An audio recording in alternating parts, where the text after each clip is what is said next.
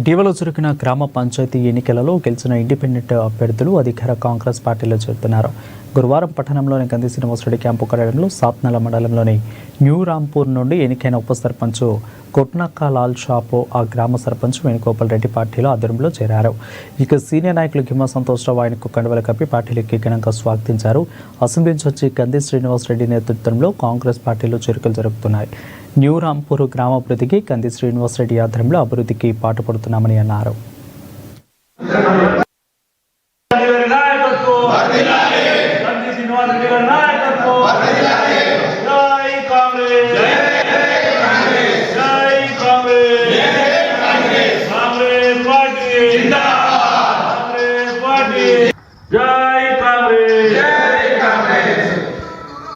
సాత్నల మండలం న్యూ రాంపూర్ గ్రామ ఉప సర్పంచ్గా ఇండిపెండెంట్గా ఎన్నికై ఈరోజు కంది శ్రీరన్న గారి నాయకత్వంలో మరి అదేవిధంగా రాంపూర్ సర్పంచ్ గారి ఆధ్వర్యంలో మరి కాంగ్రెస్ పార్టీలో చేరినటువంటి శుభ సందర్భంగా వారికి కాంగ్రెస్ పార్టీ పక్షాన నేను ప్రత్యేకంగా అభినందనలు శుభాభినందనలు తెలియజేసుకుంటా ఉన్నాను.